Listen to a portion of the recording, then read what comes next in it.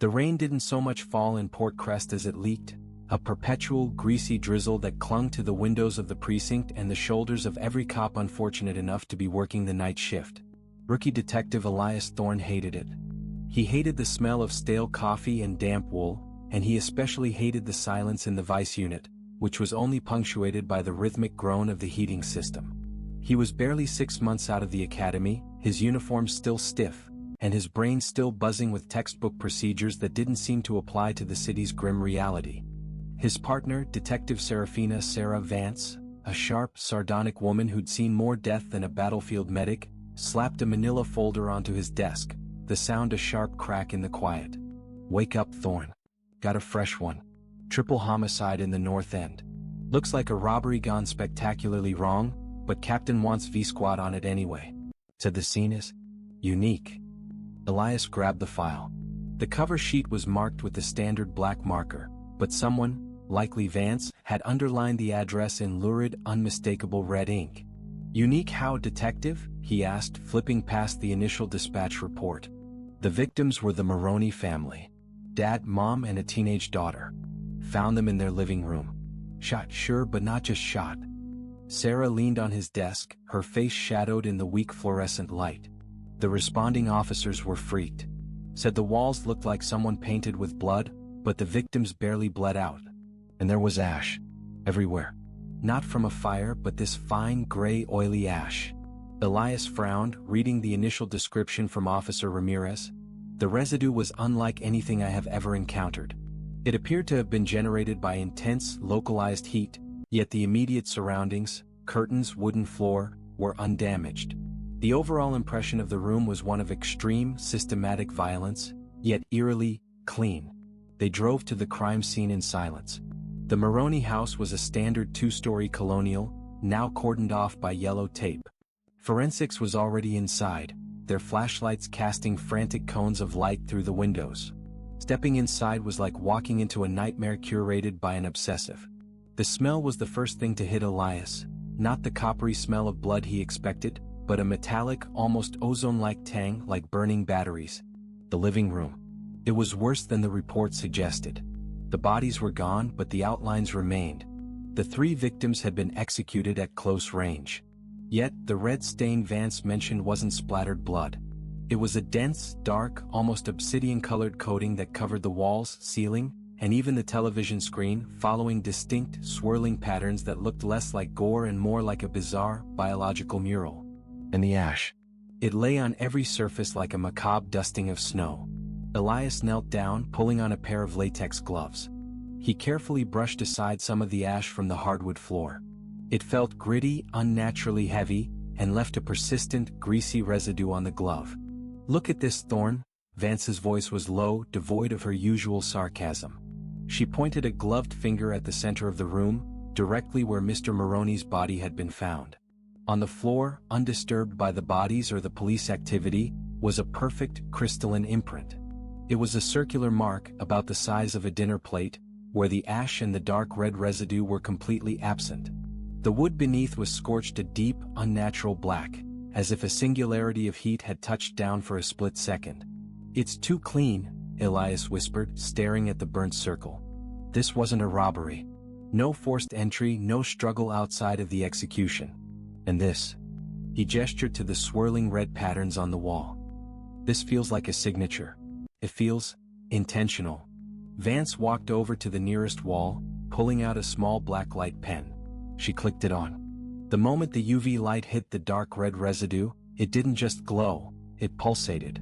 A faint, sickly green light began to throb from the material, accompanied by a sound so low Elias thought it was his own heartbeat. A soft, almost imperceptible hum. "Ramirez was right to be freaked," Vance said, her eyes wide as she stared at the oscillating patterns. "That's not just blood, kid. That's something else. And whatever made that mark on the floor is still out there." She looked at Elias, her face suddenly serious. "This isn't a murder case, Thorne. This is a cold open to something we haven't got a name for yet. We need to find out what the hell this residue is and why it's humming." Elias and Vance spent the next 6 hours in the Maroney house, methodically documenting the bizarre scene. Forensic specialists, led by the stoic Dr. Aris, struggled to collect viable samples of the pulsating residue and the heavy, oily ash.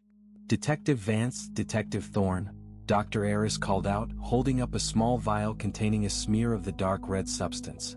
Initial field analysis is inconclusive.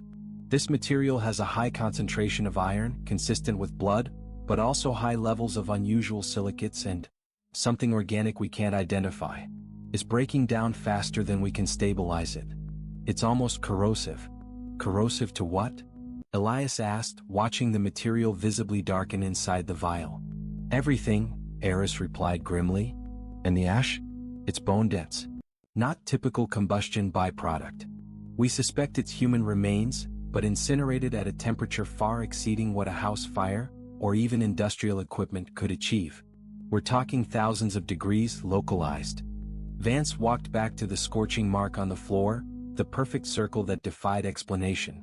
She pulled out a specialized thermometer. Ramirez mentioned heat, Vance muttered. Harris, what about the floor under that scorch mark? Has it stabilized? Harris checked his own readings. The wood is carbonized, detective, but the residual heat is almost gone. However, the surface molecular structure has been fundamentally altered. It's almost glazed. Elias looked closer. The wood inside the circle was impossibly smooth, like dark, polished ceramic. He noticed a slight indentation near the edge of the circle, a small scrape where whatever made the mark had been dragged slightly upon removal. Wait, Elias said, pointing. Look at the scrape. Whatever made this wasn't dropped, it was lifted or pulled away. And it was heavy. See how the wood grain is compressed? Vance nodded slowly, her mind working furiously. Something heavy, impossibly hot, and cylindrical was placed here for a short period. Whatever it was, the killer brought it, used it, and took it with them. Why? Elias felt a cold dread creep up his spine, unrelated to the damp chill of the house. A trophy? No, a tool. A specialized weapon that creates this ash and this residue. He shifted his focus to the victims. The Maroney family was average. Mr. Maroney worked in logistics, Mrs. Maroney was a teacher, and their daughter was a high school sophomore. No known enemies, no ties to organized crime, a clean slate.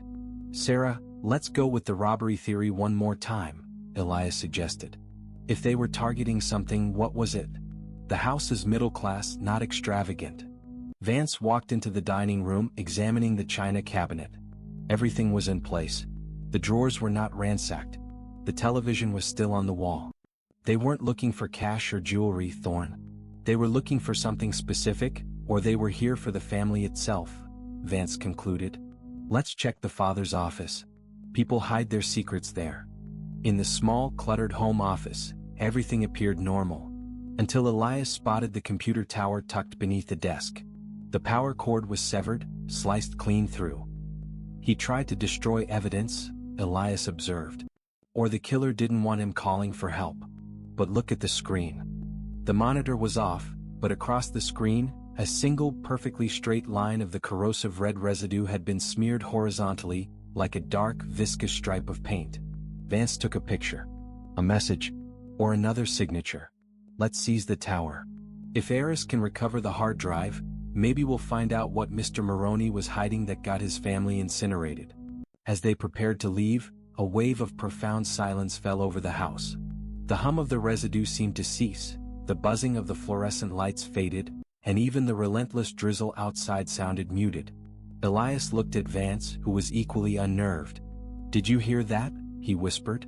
"The air just got thick," Vance replied, her hand instinctively resting near the holster of her sidearm. "Let's get out of here. Something about this house doesn't want us here anymore." The profound, heavy silence followed them all the way back to the patrol car, leaving them with the chilling certainty that the killer hadn't just executed the Maroneys, they had silenced the entire place. Back at the precinct, the atmosphere was thick with disbelief. The photos from the Maroney home, pinned to the corkboard in the vice unit's small conference room, looked like stills from a grotesque art film, not crime scene documentation. Elias was staring at the photo of the charred circle, trying to find a mundane explanation when Dr. Harris called. "Detective Thorne, I have the preliminary full analysis on the residue and the ash." Harris's voice crackled slightly over the phone, sounding tired and deeply unsettled. "The ash is 98% human bone and cartilage. As we suspected, it was flash incinerated. But the residue, the dark red substance, is the real problem. What is it, doctor? It's a cocktail, Eris said, pausing for dramatic effect. We found human blood, yes, but also an unnaturally high concentration of lithium-7 isotopes, which are extremely rare outside of controlled nuclear processes. More disturbingly, the organic component is fragmented cellular material that shows signs of rapid, forced mitosis, cell division so fast it tore the tissues apart. Elias gripped the phone tighter. Are you saying it's biological waste from something that was growing too fast? I'm saying, Eris corrected sharply, that the source of that residue was subjected to both intense, nuclear-level energy and biological manipulation simultaneously. It's like a living organism was vaporized while undergoing a rapid, chaotic mutation. And the hum you heard? It's consistent with a faint, residual electromagnetic field decay. Before Elias could process the implications, Vance strode in, holding a small USB drive and a printout. She looked pale. Eris can wait, Thorne. Get off the phone. I just got the results from the tech squad on Maroney's computer. Elias hung up and focused on his partner. Did they recover anything?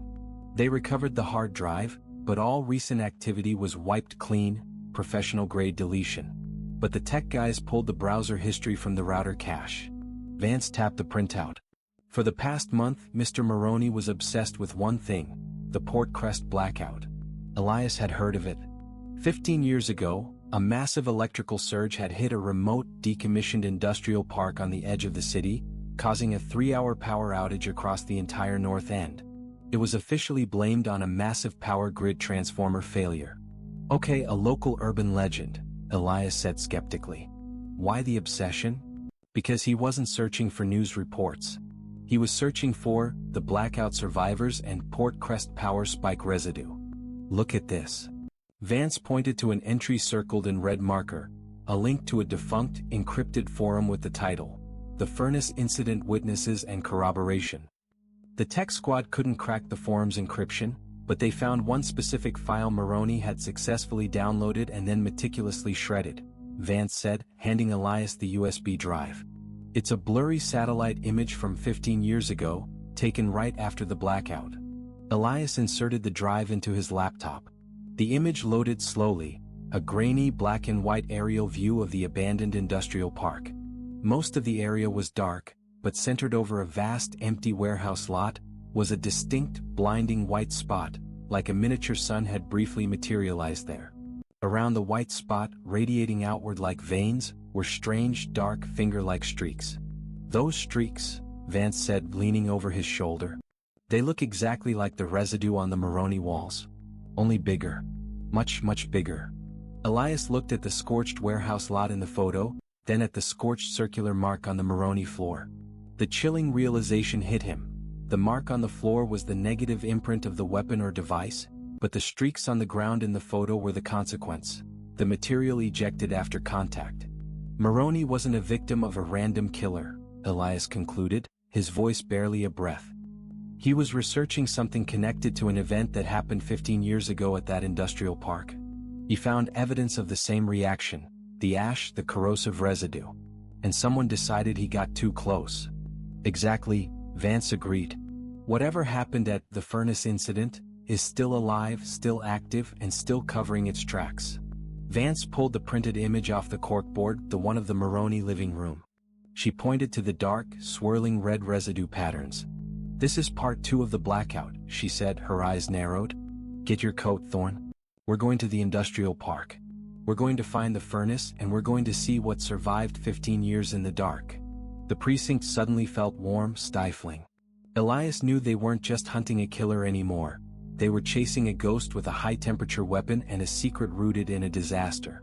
The Port Crest Industrial Park was a graveyard of obsolete machinery and failed ambitions. Its perimeter was secured by a rusting chain-link fence, easily bypassed by the detectives. The air here was heavy with the stench of stagnant water and decaying concrete. Vance drove their unmarked sedan down a narrow service road, consulting the faded satellite image on Elias's laptop. The scorched area Maroney located, Vance pointed out. It centers right on Warehouse 8. Looks like it was the main power junction for the entire complex before the blackout. Warehouse 8 was a massive, windowless block of corrugated iron, leaning slightly on its foundation. It looked less like a building and more like a derelict sarcophagus. A faded sign, barely legible, warned, "Danger, asbestos and high voltage." As they approached, Elias's stomach clenched. The area immediately surrounding the warehouse was unnaturally barren. No weeds grew here, no moss clung to the concrete, just gray, lifeless gravel. He recognized the pattern immediately. This ground had been sterilized just like the scorched mark in the Maroney living room. Vance pulled up and cut the engine. The resulting silence was absolute. No power, no guards, no homeless squatters, Vance noted, checking her weapon. Too quiet even for an abandoned zone. They circled the massive warehouse. The main loading bay doors were welded shut, but Vance found a small access door on the side, partially pried open, the metal frame twisted outward, not inward. "Someone left in a hurry," she murmured. "Or something big pushed its way out." They entered the warehouse, turning on their powerful tactical flashlights. The air inside was freezing and smelled of burnt metal and ozone, the same tang Elias had smelled at the Maroney house. The vast interior was a cavern of shadows, filled with rusted hulks of machinery and piles of dusty tarps. In the center of the concrete floor lay the key, a massive dark stain that matched the streaks visible on the satellite image. It was a dense, ancient crust of the corrosive red residue, now dried and inert, but undeniably the same material. "The original site of the blackout," Elias whispered. "The epicenter. Whatever reaction happened here 15 years ago, it coated this place." Vance trained her light toward the floor, following the line of the stain. It led not toward a wall, but to a section of floor that was conspicuously cleaner than the rest. A large rectangular slab of freshly poured, modern concrete, flush with the older surface. "Someone patched this up recently," Vance said, kicking the slab. It sounded hollow. Too clean, too new. Maroney wasn't just researching the incident. He found where they buried the evidence. Working together, they used a crowbar from the trunk of the car to pry open the slab. It wasn't easy, the concrete was heavy. Beneath it, a dark, dusty stairwell led down into the earth. A hidden basement or maybe an old utility tunnel, Elias noted, drawing his weapon. Or a vault, Vance corrected, descending first, her light slicing the darkness. "Be ready for anything, Thorne. We're deep into the red zone now." They reached the bottom of the stairs. The air here was even colder, and the metallic ozone smell was overpowering. The stairs opened into a narrow corridor which abruptly ended at a heavy, old-fashioned steel door, the kind used for bank vaults or missile silos. Etched crudely into the door, as if done with an industrial torch, was a single ominous symbol, a circle crossed by two perpendicular lines, like a distorted crucifix. It was identical to the pattern of the scorching on the Maroney floor, only larger and inverted. "The signature," Elias breathed, pointing at the symbol. "They didn't just leave a scorch mark, they have a logo." Vance tried the handle. Locked, of course. She produced a small, specialized kit from her vest. "Stay sharp. Whatever's in there, Maroney wanted to see it, and whatever killed him didn't want him to," she said, beginning the meticulous process of picking the lock. Just as the tumblers began to click, a noise echoed from the corridor behind them. Not the groan of the building, but a distinct, mechanical scrape, like metal against stone, getting steadily closer. Vance froze, her eyes wide. "We're not alone." Elias swiveled, leveling his gun down the dark corridor. He saw nothing but the scrape grew louder, more rhythmic and heavier. It wasn't the sound of boots, it sounded like a heavy, dense object being dragged over the concrete floor, the very sound that would be made by whatever created the circular burn mark. "It knows we're here," Elias hissed. "Then we go in," Vance decided instantly, wrenching the heavy steel door open. "Move." They tumbled into the vault, and Vance immediately slammed the door shut, locking it with a heavy thud. The scraping outside stopped, replaced by a deep, guttural thump against the steel. They were trapped, but safe for the moment. Vance turned her light on the vault's interior. It was small, cold, and utterly barren, except for one thing. A single stainless steel examination table, and tethered to the table, secured by heavy rusty chains, was the skeletal remains of a body. But this wasn't a normal skeleton. The bones were fused, twisted into an impossible shape, and entirely coated in a dried, crusty layer of the pulsating dark red residue. It looked like a horrifying sculpture crafted from corrupted biology. And clutched tightly in the skeletal hand, the bones white against the red crust, was a single laminated police ID badge. Elias and Vance stared at the skeletal remains strapped to the stainless steel table. The sight was sickening. The fused bone structure, the unnatural curvature of the spine, and the dark red residue that looked like a biological scab over every surface. Vance cautiously approached the table, keeping her flashlight fixed on the gruesome figure. Elias stood guard at the vault door, listening for any sign of the heavy, scraping entity outside. "The ID," Vance whispered, her voice tight with professional dread. She gently pried the laminated badge from the skeletal fingers. It was brittle with age and residue, but the photo was recognizable. "Officer Marcus Shaw," Vance read the name aloud. "Port Crest PD. Missing persons case from 15 years ago. He was assigned to patrol the industrial park during the blackout cleanup. Reported missing a week later." Elias looked at the remains, then back at the door. "They didn't just hide evidence of the incident, Sarah. They covered up the death of a cop. And based on the state of him, whatever happened in the blackout, it didn't kill him, it changed him." The skeletal figure was contorted, the ribcage expanded and fused with what appeared to be metallic filaments that had grown from the bone itself. It was the fusion of organic material and technology, the lithium isotopes Eris found, now given a terrifying context. Vance flipped the badge over. Scrawled on the back, etched into the plastic with something sharp and desperate, were 4 words: "IT wants the core." "The core," Elias repeated, thinking back to the scorch mark. "The device that made the circular imprint on the Moroni floor. That must be what this core is." Officer Shaw knew about it. Suddenly, the steel vault door shuddered violently, followed by a metallic creak and a deep, grinding sound that spoke of immense, focused pressure. Whatever was outside was testing the integrity of the lock. "We don't have time for a full examination," Vance said, her eyes flashing from the remains to the shaking door. "We need to find out what else Moroni was looking for down here. There must be files, reports, something." They quickly scanned the small vault. No shelves, no cabinets. Only the examination table and the remains. Elias ran his hands along the walls, searching for a hidden panel. "Wait, the table," Elias pointed to the underside of the stainless steel surface. There, held in place by industrial-strength magnetic clamps, was a thick, dust-covered journal. Vance pulled it free. It was Officer Shaw's personal log, dated exactly 15 years prior. She flipped to the last entry, the paper stained and brittle. "October 27th, Day 7 missing. The air here burns. The cleanup crew, they aren't really a cleanup crew. They're USR. Utility Stabilization and Recovery. They are only interested in the center of the blast site, near the main generator housing. The generator didn't fail, it was the target. I saw the thing they brought out. Heavy, glowing, humming, it had the shape of a massive battery cell. They called it the catalyst. But what they left behind? I found the remains in the secondary boiler room. Not a body but a piece of something. It was warm, pulsing, and it reeked of ozone. I think it was what the catalyst was reacting to.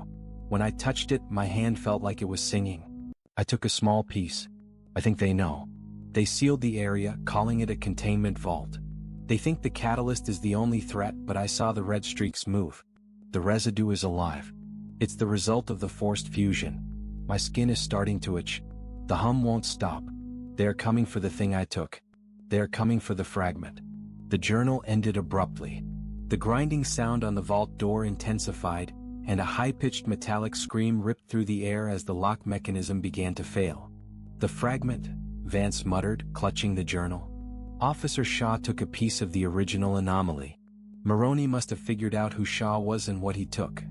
The fragment is what the killer is after now, Elias realized. They used the catalyst, the core, to execute the Moronis, trying to scare out whoever has the fragment. But they found Moroni instead. "We need to find the fragment," Vance said, her voice strained as the door started to buckle. "And we need to find out who USR is. They covered this up." She looked back at the remains of Officer Shaw, his skeletal form trapped forever in the metal cage. "We're leaving the badge and the body here for now," Vance decided. "If we take them, the killer will follow us back to the precinct. We have to draw them out. We go back to Moroni's home. Maroney must have been hiding the fragment close by, in case Shaw contacted him. Clang. The heavy bolt of the vault door finally snapped. A deep, wheezing sound like a faulty air brake permeated the vault. Elias and Vance stood shoulder to shoulder, guns leveled at the buckling steel. The door burst inward, ripped off its hinges with impossible force, kicking up a blinding cloud of dust. In the settling gray mist, standing precisely where the door had been, was not a man but a shape. It was tall, impossibly lean, and covered in a heavy, glistening coat of the dark red, corrosive residue. Its movements were jerky, mechanical, and its head, a smooth, featureless dome, swiveled toward them. In its right hand, it held a massive, cylindrical device. The catalyst. The source of the scorching, the ash, and the fear. The device glowed faintly, humming a low, resonant frequency that shook Elias's bones. "Run!" Vance screamed, firing 3 shots into the figure's chest. The bullets hit the red-coated figure with dull thuds, not penetrating the thick, biological armor.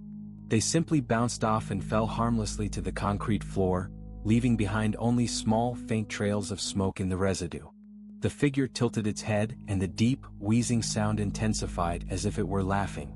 It raised the catalyst. Vance and Elias didn't hesitate. As the figure, the residue man, as Elias instantly named it in his mind, raised the humming catalyst, they bolted through a secondary opening they hadn't noticed earlier. A low, narrow ventilation shaft beneath the examination table. The catalyst didn't fire an energy beam. Instead, it emitted a deep, subsonic pulse. The vault, the steel door, and the very air around them vibrated with violent force. The air instantly superheated, turning the confined space into an oven. Elias felt his eardrums scream and his lungs compress. He scrambled through the cramped metal duct behind Vance, the sound of the pulse making his vision swim. Behind them, the skeletal remains of Officer Shaw dissolved instantly, vaporized by the focused energy, leaving only a puff of dense, gray ash. They burst out of the vent into a forgotten maintenance tunnel, narrowly avoiding a massive, rusted boiler. "It can't move fast down here," Vance yelled, gasping for air. "It's too big, too stiff. Keep moving." They ran, navigating the maze of dark tunnels. The rhythmic scrape, scrape of the residue man's heavy movements echoed behind them, closer than Elias wanted to admit. "We need a plan, Vance. We can't outrun that thing forever, and bullets don't work." Elias shouted, panting. "The fragment." Vance reminded him, clutching Officer Shaw's journal. Maroney was obsessed with the blackout. He must have been in contact with Shaw's family, or found out where Shaw hid it. It has to be at his house. They finally found a ladder leading up to a utility hatch, emerging into the main storage yard, several blocks away from Warehouse 8. The drizzle had picked up, cold and heavy, washing the soot from their faces. They sped back to the Maroney house, the yellow police tape fluttering mockingly in the rain. Maroney wouldn't hide it in the house itself, Elias reasoned as they pulled up. The killer would expect that. He had the opportunity to shred documents. He was smart. He'd hide it outside or somewhere nearby that wasn't immediately obvious. Vance agreed, grabbing a shovel from the trunk. He was researching a police cover-up. He knew what he was facing. "Let's start with the periphery." They started digging in the small, manicured backyard. Flower beds at the base of the oak tree, nothing. Elias was about to give up when he noticed something odd about the back of the garage. The wooden trim along the bottom edge, right where the house foundation met the concrete slab, was slightly newer than the rest of the wood, and painted a slightly different shade of white. "So, over here." He knelt down and began prying at the trim with the edge of the shovel. The nails were new, and the wood came away easily, revealing a small, shallow cavity carved into the foundation block. Inside the cavity, wrapped in an oilskin cloth, was a small, heavy object. Elias carefully unwrapped it. It was a shard of metal no bigger than a smartphone, pitch black and glassy like cooled lava. It was unnaturally smooth, and even through the oilskin, it felt cold, a profound, deep cold that seemed to absorb the light around it. There was no hum, no residue, no heat. Just silence and cold. The fragment. The moment Elias held it, a sudden, blinding flash of light exploded in his mind. Not a memory but a torrent of data. Images of the blackout, not from the satellite but from the ground, a fleeting glimpse of the catalyst slamming down onto the generator housing, followed by the terrifying, rapid growth of the red residue. He felt a fleeting impression of overwhelming, agonizing pain, and the name User 7 screamed into the void. He stumbled, dropping the oilskin-wrapped fragment. "Thorne, what's wrong?" Vance rushed to his side. It showed me," Elias stammered, rubbing his temples. "The fragment. It's not just metal. It's a recording device, or maybe part of the initial reaction. It's tied to the event." Before Vance could respond, a low, mechanical screech ripped the night air. The residue man was standing at the end of the narrow driveway, having bypassed the police tape in the street. It moved faster than before, perhaps sensing the location of the fragment. The rain hissed as it hit the dark red, biometallic coating on its body. "It's here. Get back in the car," Vance shouted, firing a warning shot into the air. The residue man ignored the shot. It pointed the cylindrical catalyst directly at them. The tip began to glow with a sickly, vibrant green light. "The green light, Sarah." Era said the residue pulsed green under UV. "That's it charging." Vance shoved Elias toward the car door. "Get the fragment and the journal. I'll buy you time." Vance emptied her clip at the approaching figure, aiming for its joints and its featureless head. The rounds had no effect, simply leaving small, steaming dents in the red shell. The residue man paused, momentarily satisfied with Vance's futile attack. It shifted the catalyst, preparing to fire. Elias scrambled into the passenger seat, gripping the cold, silent fragment. He realized that the fragment was the only thing that mattered. It was the counter-evidence to the entire cover-up. As the residue man unleashed the deadly green pulse, Elias made a split-second decision. He threw the car into reverse and slammed the gas pedal to the floor, not waiting for Vance. The green pulse hit the rear of the sedan, not Vance. The entire back end of the car, the trunk, the rear windshield, and the back seats, turned white-hot and vaporized instantly, leaving behind a plume of dense, oily gray ash. Vance, who had been running to the driver's side, screamed his name as the car spun away, leaving her standing alone in the driveway, facing the impassive, deadly figure now rapidly closing the distance, the catalyst already recharging. Elias looked in his rearview mirror.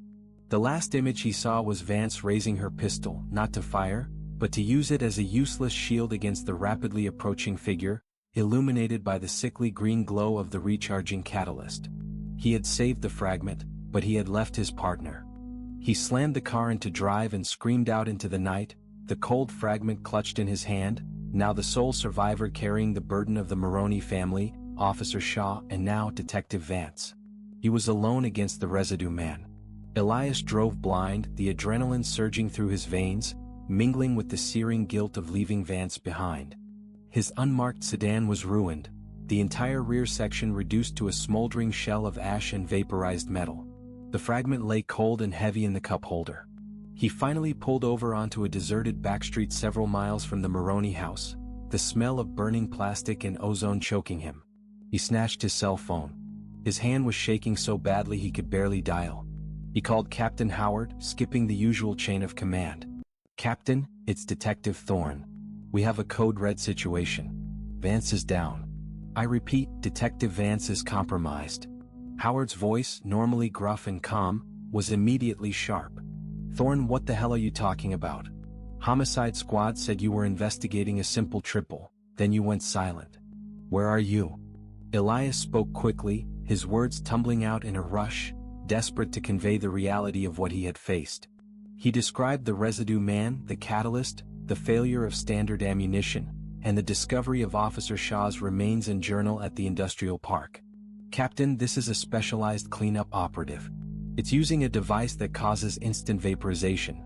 It's how the Maroneys were killed. It's tied to the 15-year-old blackout cover-up, and it was hunting this fragment I now possess. It's not human, Captain. It's some kind of bioweapon or synthetic construct." Silence met his frantic report. Elias expected disbelief, maybe a lecture or orders to return to the precinct. Instead, Captain Howard's voice dropped to a low, chilling monotone. "Thorne, listen to me closely. Do not return to the precinct. Do not go to your apartment. You were not at the Maroney scene. Detective Vance was alone on the case and she encountered an unknown, highly aggressive suspect. You are a witness only. You are now unassigned. Elias frowned. Unassigned? Captain, the killer took Vance. We have a cop missing and I have the evidence that explains everything. The fragment, the journal. Destroy them, detective, Howard commanded, the coldness in his voice absolute. Destroy the journal, and dispose of the fragment in a way that is utterly untraceable. Forget the Maronis. Forget the industrial park. You will take indefinite leave, effective immediately. If you are contacted by any federal agency, you were on an unsanctioned drive when you heard about the shooting. Elias felt a wave of icy terror. Howard wasn't just covering up the crime. He was covering up the investigation. The corruption went higher than a single cleanup crew. Captain, you know what USR is, don't you? Elias challenged, clutching the cold fragment. A heavy sigh came across the line. USR stands for Underground Stabilization and Recovery, Thorn. A corporate entity with deep government ties, designed to stabilize anomalous energy events. They have zero oversight. You are way out of your league. If you pursue this, you will not only disappear, you will be erased. Your partner is already gone. No, Elias whispered, staring at the scarred back seat of his car. I won't destroy the evidence. They took Vance. I'm going to find out where they took her and who the hell is running USR. You have sealed your fate, Thorn. Howard's voice was grim. The line went dead. Elias tossed the phone onto the seat. He was a rogue cop, a fugitive, and the only person holding the truth. He looked down at the fragment. He needed to analyze it, but he couldn't go to Dr. Aris. The precinct was now compromised. He needed to find an ally outside the system. He suddenly remembered the forum Mr. Maroney had accessed, the encrypted one, the furnace incident witnesses and corroboration. If Maroney was digging this deep, he must have had someone on the outside feeding him information, someone with technical expertise. Elias drove to a 24-hour internet cafe in a forgotten corner of the city. Using a burner laptop, he managed to bypass the cafe's security and log into a specialized dark web search engine. He searched for the encrypted forum's IP address and cross-referenced it with any known user ID associated with the Port Crest area. He got a hit, not a name but a user ID that matched the location, the Watchman. The Watchman was the administrator of the forum, the one who had uploaded the satellite image. Elias found a secure, encrypted messaging service and sent a simple, desperate message. I have the fragment. They took the detective. I need to know what USR 7 means and I need help. I know about the furnace. I need the Watchman. He waited, heart pounding, staring at the blinking cursor. After what felt like an eternity, the reply came through. It was instant, automated, and brief. Access granted. Come alone. The North Gate Pier, Warehouse 3. Bring the cold shard. Tonight. And be aware, USR doesn't only hunt the living. They hunt what's left behind. The message vanished. Elias deleted his browser history and logs, grabbed the fragment and left the cafe. He was walking directly into a trap, but it was the only lead he had left. He was no longer a detective hunting a killer, but a desperate man with a piece of impossible evidence, chasing a ghost organization to save his partner. The North Gate Pier was a chaotic expanse of stacked shipping containers and industrial cranes, bathed in the sickly sodium glow of the floodlights. Elias abandoned his ruined sedan several blocks away and proceeded on foot, the cold fragment burning a chill into his palm. Warehouse 3 was dark, its vast aluminum siding pockmarked with rust. Elias slipped inside through a partially open loading door. The air was cold, damp, and smelled strongly of salt and diesel. Detective Thorne. Took you long enough. A voice, calm and electronically distorted, came from the shadows above. Elias immediately drew his sidearm, leveling it toward the ceiling. Show yourself, Watchman. I came alone. A floodlight flickered on, illuminating a catwalk high above the warehouse floor. Sitting on a technician's chair, surrounded by screens displaying complex geometric data, was a woman. She was small, dressed in rugged mechanics gear, and her face was obscured by a welding mask that glowed with small, persistent green lights. The mask is for privacy, detective, she said, her voice remaining synthesized. I am the Watchman. And yes, you brought the cold shard. Put it on the table below you. Elias hesitated, then cautiously placed the fragment, still wrapped in the oilskin, on a large wooden workbench near him. Vance is gone, Elias said, his voice flat with urgency. The killer, the residue man, took her. I need to know what USR is and how to stop that thing. The watchman lowered her chair on a hydraulic lift, landing silently beside the workbench. She picked up the fragment, turning it over in her gloved hands.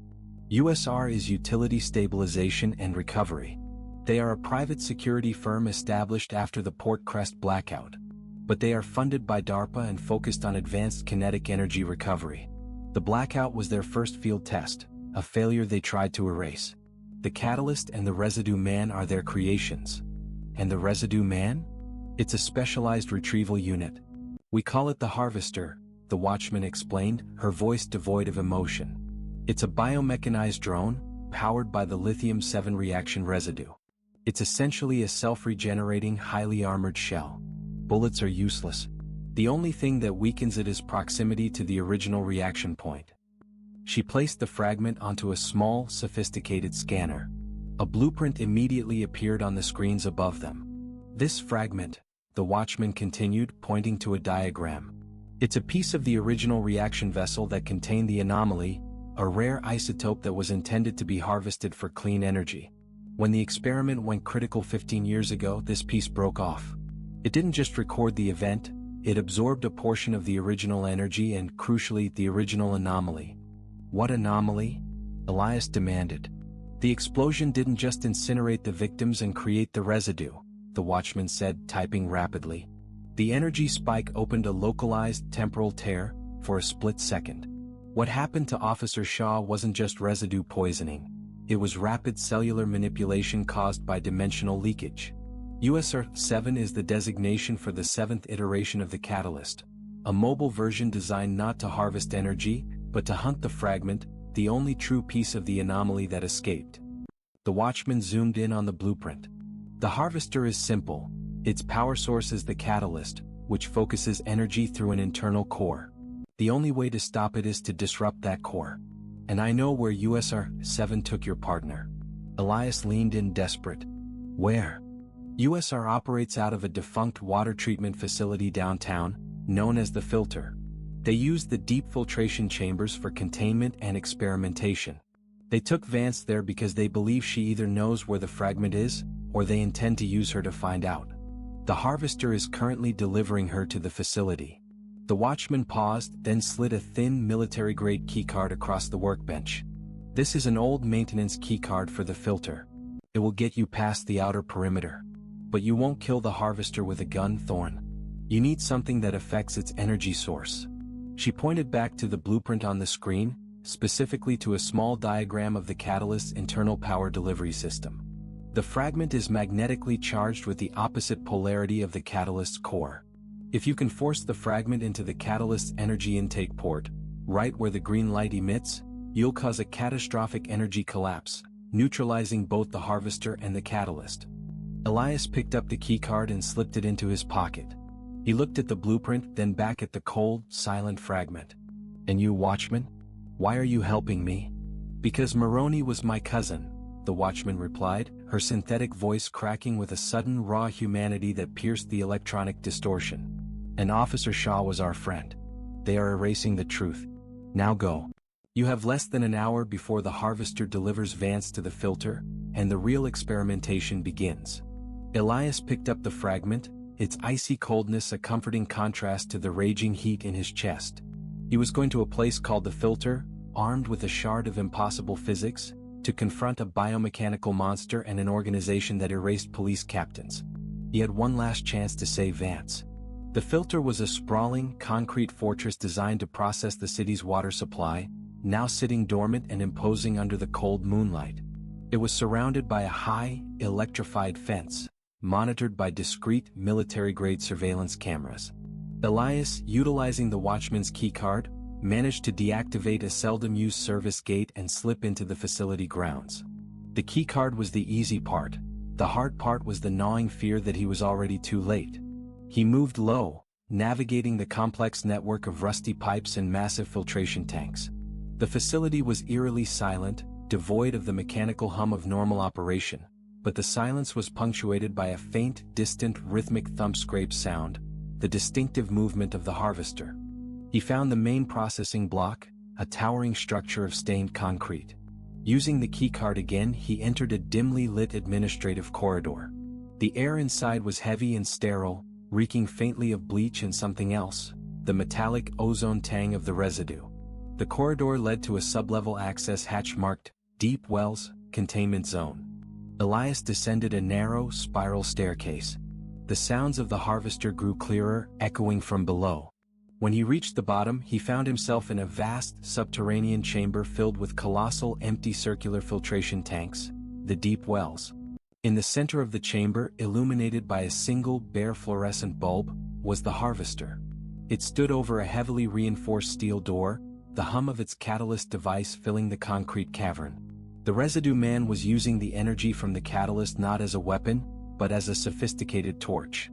The green light emanating from the device was focused on the heavy steel door's locking mechanism, melting the metal with slow, surgical precision. And Vance. Detective Vance was slumped against a nearby pipe, restrained by thick, specialized plastic zip ties. Her face was pale, smeared with grime, but she was alive. Her eyes were wide, fixed on the harvester. Elias pressed himself against the cold, damp concrete of the stairwell, gripping the fragment. He had to draw the harvester away from Vance, but he couldn't risk revealing himself before the door was opened. They needed access to whatever was beyond it. Just as the steel lock popped open with a high-pitched ping, the harvester seemed to pause. Its smooth, featureless head tilted slightly, as if detecting a change in the air pressure. Elias knew he had seconds. He had to act while the door was still ajar. He sprinted across the chamber floor, shouting at the top of his lungs. "Hey. Yes, sir. 7. Looking for this." Elias yanked the oilskin off the fragment, holding the black, cold shard high above his head. The fragment absorbed the light in the chamber, making the area around his hand seem impossibly dark. The harvester immediately abandoned the steel door. Its head snapped toward Elias with chilling speed, and the rhythmic sound of its movements ceased entirely. For a moment, it was perfectly still, the green glow of the catalyst dimming slightly. Then the harvester moved. It didn't walk or run. It glided, a heavy, scraping blur of dark red resin and metallic motion, covering the distance between them in 3 terrifying, soundless strides. "Elias, no!" Vance screamed, struggling against her restraints. The harvester raised the catalyst, the green light now intensifying to a blinding, agonizing flash. It fired. Elias threw himself behind the nearest large filtration tank just as the pulse hit. The concrete wall opposite the tank vaporized instantly, sending a rain of hot ash and dust over him. The heat was searing, burning the skin on his exposed arms. He had its attention. "You want it? Come and get it." Elias yelled, crawling backward toward the open containment door. The harvester followed, its heavy steps shaking the floor. Elias scrambled through the opening, rolling into the darkness beyond, praying the fragment's cold energy wouldn't be instantly neutralized by the pulse. He was in a small, square room, a containment cell. The harvester followed him, filling the doorway. "Elias, the door." Vance's faint voice echoed from the main chamber. "Lock it." The harvester didn't wait. It raised the catalyst, the green light charging again, aimed directly at Elias's chest. Elias had one chance. Remembering the watchman's instructions, he didn't run. He threw the cold fragment, pitching it underhand directly at the glowing tip of the catalyst. The small black shard hit the green emission port with a sharp, crackling sound. The effect was instantaneous and violent. The green glow vanished. The deep, resonant hum of the catalyst stuttered, then reversed into a grinding, high-pitched shriek. The fragment, slammed into the core, acted as the opposite pole, causing an energy feedback loop. The dark red residue coating the harvester's body began to steam and bubble. It stopped moving, frozen in a terrifying posture of attack. The synthetic skin of residue began to retract, peeling back like molten wax, revealing the internal structure beneath. A complex, gleaming network of fused bone and metal wiring, all fused together by a pulsating, corrupted organic tissue. The residue man was dissolving. As the internal mechanism seized, a heavy metal locking bar slammed across the inside of the containment cell door. The door was sealed. Elias looked up to see Vance, having somehow freed herself, slumped against the controls outside. She had slammed the override to lock the harvester inside the cell with him. Vance met his eyes through the small reinforced viewport in the cell door. She looked terrified but resolute. "It's contained, Thorn. But the core is overloading," she screamed through the thick glass. "You have to get out of there. Now." The harvester, now just a pulsating skeleton of metal and bone, let out a piercing, electronic wail. The catalyst, still fused to the fragment, began to pulse violently, radiating intense, uncontrolled heat. Elias realized the truth of the Watchman's plan. The fragment wouldn't just neutralize the harvester, it would cause a self-destruct sequence. He was trapped in the epicenter of a localized nuclear meltdown. The containment cell was turning into a furnace. The exposed skeletal framework of the harvester was now glowing a vivid, angry orange, and the catalyst, jammed with the fragment, was vibrating so violently it threatened to shatter. The residue, the dark, corrupted biology, was burning away, filling the small room with a thick, acrid smoke. "Thorn, find another way out. The blast is going to take out the whole chamber." Vance's voice was muffled but urgent through the reinforced glass of the viewport. Elias scrambled against the back wall, his eyes scanning the sterile concrete. The watchman had mentioned deep filtration chambers. He looked up, spotting a heavy, bolted maintenance hatch set high into the ceiling. The heat was already unbearable. He could feel his exposed skin starting to blister. He had to get high enough to reach the hatch. He turned his focus to the disintegrating harvester. The figure was now collapsing onto the floor, the metal components melting and fusing with the concrete, but the catalyst still glowed, nearing critical mass. Elias lunged forward, grabbing a heavy loose steel pipe that had been left in the cell. Ignoring the searing heat, he rammed the pipe into the melting frame of the harvester, using the mechanical husk as a temporary, unstable platform. He climbed the pipe, the glowing, melting components sickeningly close to his face. The heat was so intense it felt like his eyeballs were drying out. He heard a sharp, cracking sound. The catalyst was seconds from exploding. He reached the maintenance hatch and frantically threw the heavy latches. They screamed in protest, sealed shut by years of disuse. Outside the cell, Vance was frantically scanning the chamber for any other point of entry.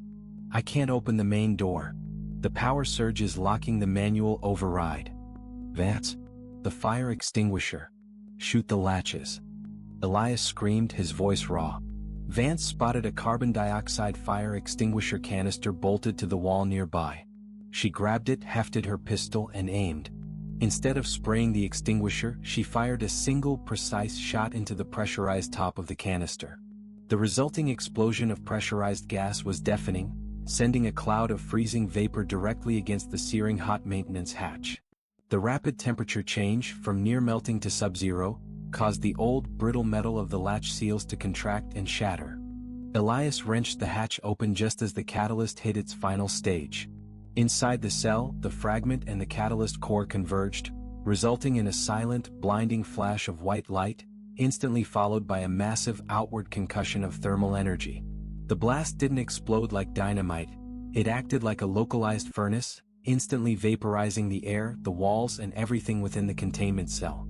The resulting cloud of dense, oily gray ash and superheated plasma blew out the maintenance hatch, sending Elias flying up into the dark shaft above, protected only by the column of superheated air. He tumbled up and out, landing hard on a narrow grating catwalk high above the deep well chamber. Below him, the containment cell was gone. Where the steel door and concrete walls had been was now a raw, smoking cavity. The blast had blown a massive hole not just in the walls but deep into the subterranean concrete. Vance was coughing uncontrollably, scrambling away from the damaged area, her face blackened with ash. "Elias, you made it. The fragment, it's gone," Elias wheezed, picking himself up. "It worked. The harvester is gone, the catalyst is destroyed, and the core is gone." But the threat wasn't over. The massive energy release had destabilized the entire underground section of the filter. The concrete walls were cracking, and water, filthy industrial water, was beginning to rush into the deep well chamber from burst pipes. "We need to go. Now," Vance yelled, climbing the ladder to the catwalk with surprising speed, adrenaline masking her injuries. "The whole basement is going to flood." They made their way back up the spiraling staircase, emerging into the administrative corridor. The power had flickered back on, and now a high-pitched, insistent alarm was blaring throughout the facility. "USR knows the harvester is down," Vance said, checking the corridor. They will have backup teams arriving immediately. As if on cue, a siren wailed from outside the complex, followed by the heavy, authoritative sound of military vehicles. "We can't go out the way we came in," Elias said, leading them toward the central lobby. "The front is guarded. We need a way out through the service channels." They reached the main lobby. The walls were covered in outdated notices, but on one corkboard, Elias spotted something new. A map of the facility was pinned up, but someone had used a thick red marker to circle a small, inconspicuous annex building on the facility's western edge. Written next to the circle in sharp, military block letters, was the simple designation, E0. "Look," Elias said, pointing to the map. "This wasn't here before. The watchman must have done this remotely." "E0, Vance read aloud. "That's military designation for Emergency Exit 0. It's an escape route, but why is she pointing us there?" Elias looked closer at the map. The annex building was directly adjacent to the main drainage channel leading out to the bay.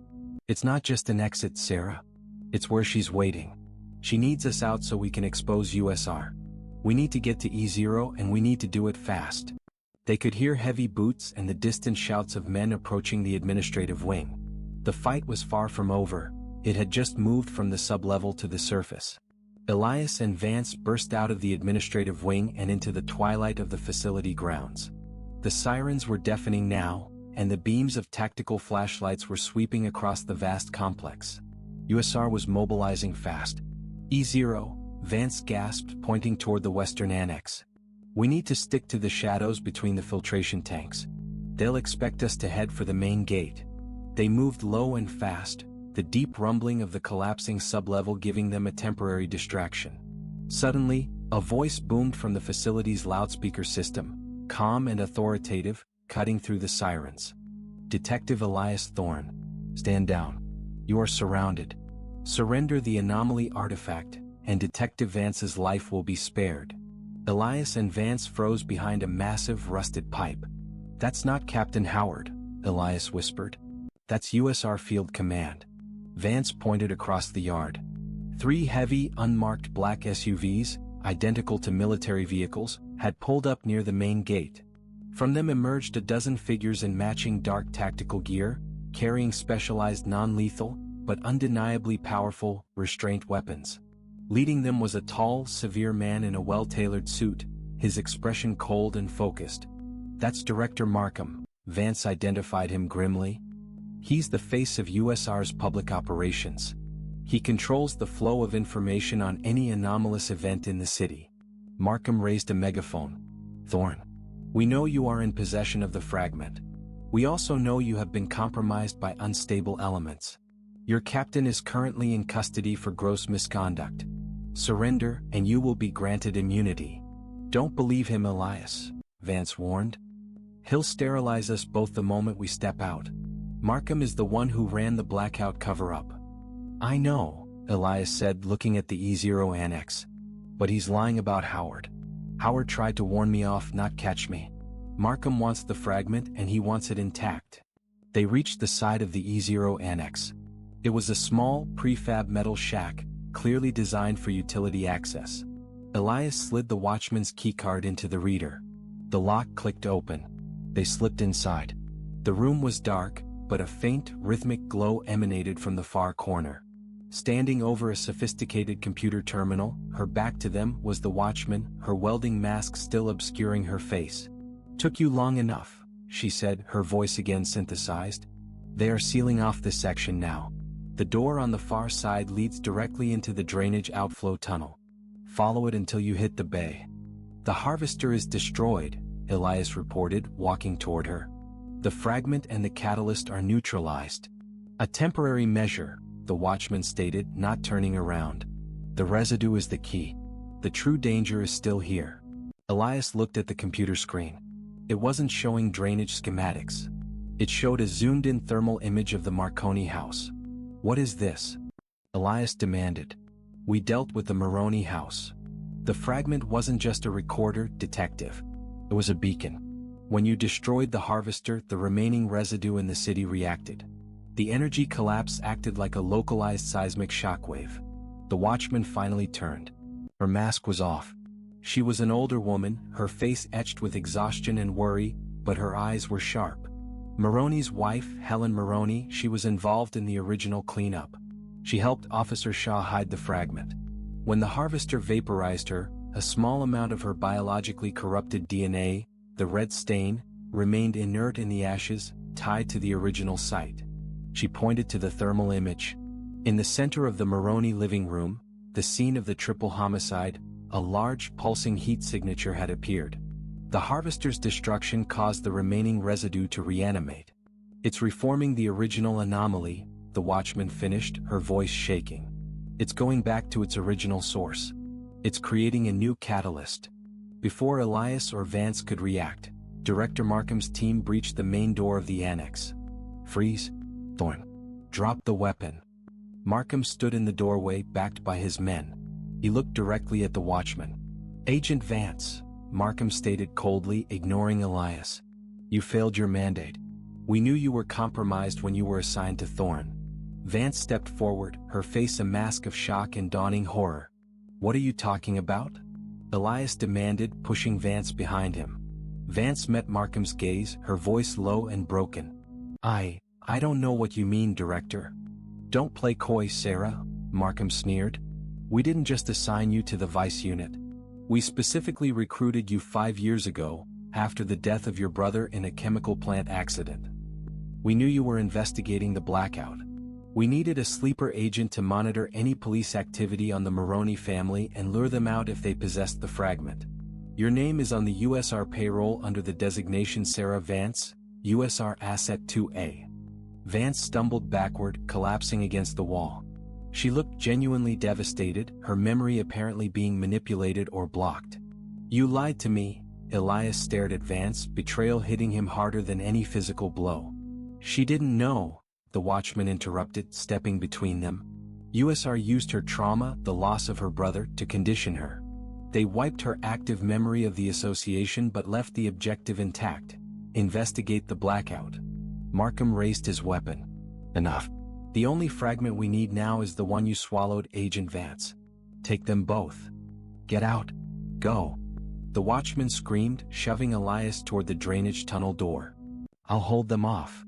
She grabbed a heavy-duty industrial cutter and slashed the main power cables to the annex, plunging the room into absolute darkness, just as the USR team opened fire with their specialized restraint rounds. Elias grabbed Vance's arm, pulling her toward the escape route. The betrayal was real, but the immediate threat was deadlier. They plunged into the dark, filthy drainage tunnel, leaving the watchman to face the USR firing squad alone. They were headed toward the bay, but the fight had just gotten deeply personal and dangerously complex. Elias and Vance scrambled through the dark, fetid drainage tunnel, the sounds of the USR team and their pursuit dogs echoing behind them. The tunnel smelled of sewage and, ominously, the faint metallic tang of the residue. Markham was lying. Vance finally managed, her voice hollow.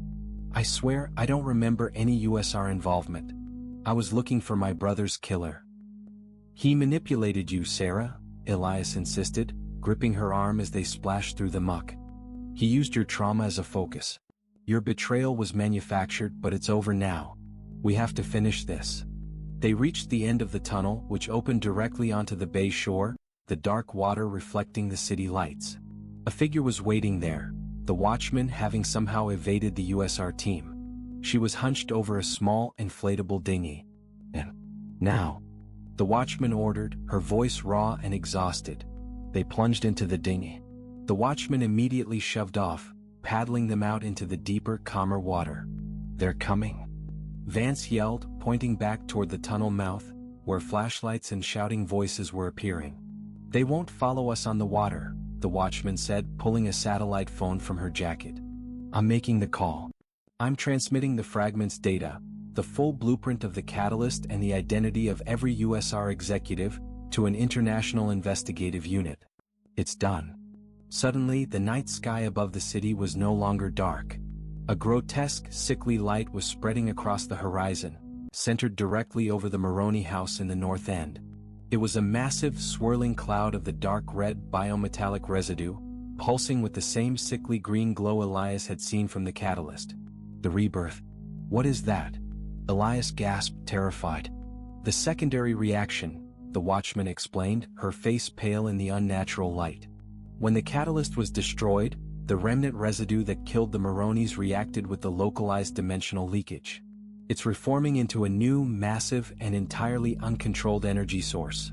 A new catalyst fueled by the environment itself. The massive cloud solidified, taking on a colossal, amorphous shape above the city skyline. It was vast, like a burning, cyclopean eye, and it began to emit a deep, agonizing scream, not mechanical but biological, echoing across the bay. "It wants to spread," Vance whispered, covering her ears. "The residue is the disease. The catalyst was just the syringe." Markham's voice crackled from a loudspeaker mounted on the pier they had just left. "Thorne, look at what you've done. You've unleashed uncontrolled contamination. Surrender and we can still minimize the damage." Elias looked at the swirling, monstrous red cloud over the city. He then looked at the watchman, who was frantically finishing her transmission. "It won't stop with Port Crest," Elias realized. "It will keep growing. We have to expose them now before they can blame us for this." "The transmission is sent," the watchman stated, tossing the satellite phone into the water. "My part is done. The evidence is out. Now it's a matter of survival." As the first helicopters from USR, painted in black, unmarked livery, began to swarm the airspace over the bay, the monstrous red cloud above the city pulsed one last time. Then, from the center of the pulsating cloud, a single blinding green beam of pure energy shot straight up into the sky, tearing a